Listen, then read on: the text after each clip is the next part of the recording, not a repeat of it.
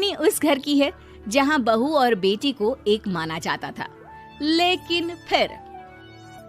अरे शिखा बेटा, तू रसोई में क्यों घुसी रहती है? जा, रोटी मैं बना लूंगी।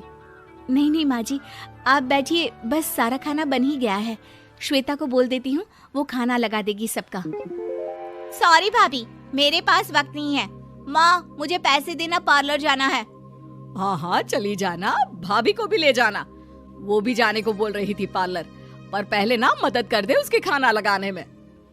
देख माँ, वो बहू है, उसे बहू रहने देना, इतना सर पर मत चढ़ा भाभी को। श्वेता, ज्यादा मत बोला कर। बहू और बेटी में कोई फर्क नहीं होता है।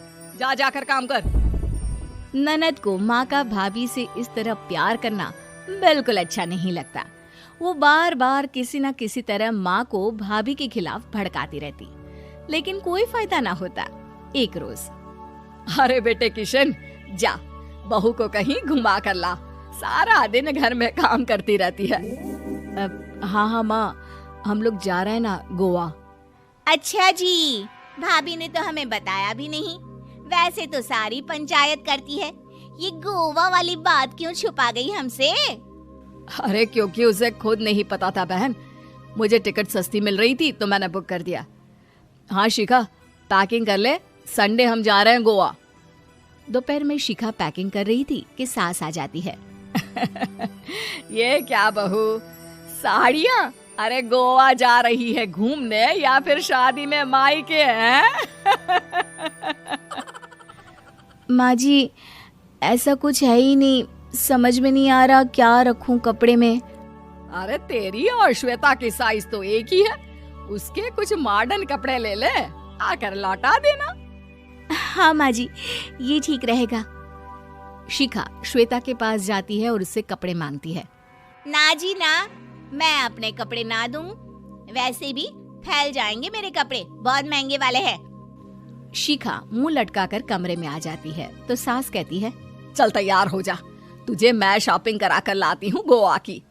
बस फिर क्या था, सास बहू निकल जाते हैं मार्केट और एक से बढ़कर एक ड्रेस खरीद कर घर आते हैं। पहले बता देती कि नए कपड़े दिलाने वाली है भाभी को, तो मैं अपने ही दे देती ना भाभी को, मुझे दिला देती नए कपड़े। देख श्वेता, परिवार का मतलब सबके साथ रहना होता है, ना कि सिर्फ अपना सोचना। वैसे भी तुझे अच्छे संस्कार सीखने चाहिए। और रही बात कपड़ों की, तो शिखा, आज से घर पर भी तू मॉडर्न कपड़े ही पहनेगी। कोई जरूरत नहीं है ये साड़ी वाड़ी लपेटने की।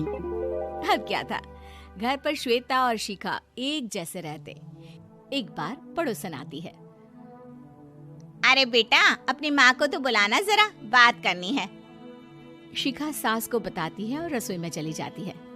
ये आपकी बेटी बहुत बड़ी हो गई है, इसके लिए एक रिश्ता है, कहो तो बता दूं। ये बेटी नहीं बहू है, घर में सब एक जैसा ही रहता है। वैसे मेरी बेटी भी बड़ी हो गई है, कोई रिश्ता हो तो जरूर बताना। पड़ोसन रिश्ता लेकर उन लोगों के घर आती है। तब श्वेता की होने वाली सास कहती है, तो ये घर है, कितने मंजिल का है? और ये बहू ने आपकी क्या पहन रखा है, जीन्स टॉप? अरे भाई, साड़ी वाड़ी नहीं है क्या इसके पास? देखिए, सर्दी है तो साड़ी में बहू कैसे मैनेज करती, वैसे पहनती है साड़ी भी। देखिए, हम लोग ठहरे पैसे वाले लोग, कोई कमी नहीं है हम लोगों के पास पैसों की, बहुत पैसे हैं, जमीन, नौकर चाकर, कार, सब कुछ है, लेकिन घर में संस्कारी बहू चाहिए। समझ रही हैं ना आप? सास कुछ कहती कि श्वेता बोल पड़ती है, हाय रे, नौकर चाकर से लेकर जमीन, कार, पैसा, हाँ हाँ, मुझे रिश्ता मंजूर है मुझे। अरे रुक जा श्वेता, मैं बात कर रही हूँ ना। देखिए, हम लोगों के घर इतनी आजादी नहीं मिलेगी। अरे हाँ कर देना माँ, हाँ कर दे जल्दी से। सास क्या करती, बेटी की शादी ऐसे घर में कर देती है जहाँ ना उनके विचार मिलते हैं और ना ही आचार। शादी के बाद एक रोज फोन पर, श्वेता बेटा, एक बार घर आ जा, बहुत दिल करता है तुझे देखने का। माँ, वो घर पर बहुत काम होता है, कैसे आऊँ? बड़ा घर है, लेकिन आने जाने वालों की लाइन ही लगी रहती है। बेटा, मैं तो जानती थी उस घर का हाल, लेकिन तू ही नहीं मान रही थी। माँ देख, हर घर का यही हाल है। तेरी बेटी को यहाँ घूंघट हटाने की परमिशन नहीं है और एक तरफ भाभी स्कर्ट पहनकर घूम रही है। बेटा, मुझे क्या पता था कि मेरी बेटी को ससुराल के नाम पर पिंजरा मिल जाएगा। अच्छा माँ, फोन रखती हूँ, सास को गर्मा गर्म रोटी खिलानी है। तुम लोगों की तरह नहीं कि एक रोटी बनाओ, एक सब्जी बनाओ, फिर सारा दिन फ्री होकर घूमो।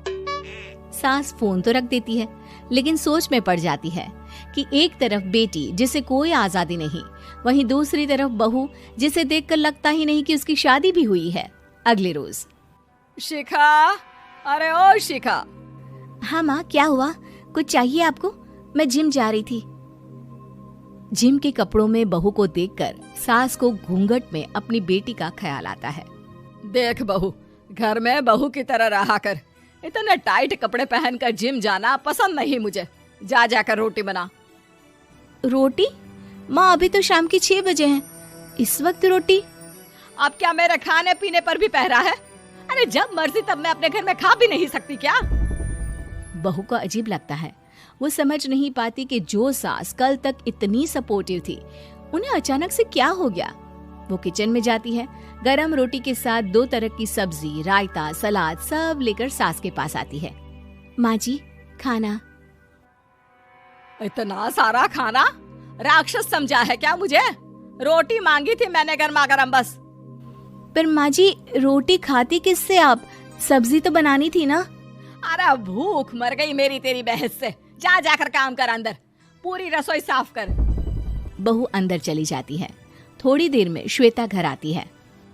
अरे शिखा, जल्दी से चाय ला, पकवान बना, मेरी बेटी आई है। अरे नहीं नहीं माँ, ड्राइवर बाहर खड़ा है। मैं तो घर का कोई सामान खरीदने के बहाने यहाँ आ गई हूँ, मुझे जाना होगा। अरे बेटा, पर कितने दिनों बाद देख रही हूँ तुझे। रहने आ जाना 2-4 दिन के लिए।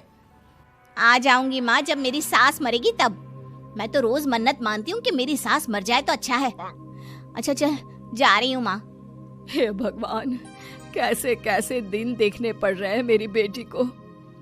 सास अंदर जाती है, जहाँ श्वेता की जिम वाली सहेली का फोन आया होता है। क्या बात है, आज जिम नहीं आई? अरे पता नहीं यार, आज माँ को क्या हो गया अचानक। पर खैर कोई नहीं, लगता नहीं कि मैं अब जिम आ पाऊंगी। शिखा स्पीकर पर बात कर रही थी, जिसे सास सुन रही थी। यार, ये सास ना होती ही ऐसी है। मैं तो कहती हूँ बुढ़िया जल्दी मरे और तू आराम से जिए। शिखा को सहेली की बात पर गुस्सा आ जाता है। माँ के मरने की कौन सा बच्चा दुआ मांगता है मोहिनी? आगे से ऐसी बात मेरे सामने मत करना। हमारे घर की शोभा ही माँ है। क्या हुआ जो थोड़ी सख्ती दिखा रही है? उसमें भी कोई ना कोई उनकी भलाई ही होगी। मैं तो कहती हूँ भगवान मेरे जैसी सास सबको दे, जो सिर्फ माँ की तरह है। सास वाली तो कोई बात ही नहीं है उनमें। सास ये बात सुन रही थी। उनकी आंख में आंसू आ जाते हैं कि क्यों वो बेटी की किस्मत में बहू को भी भागीदार बना रही थी। शिखा, अरे ओ शिखा, क्या हो गया? जिम नहीं जाना क्या?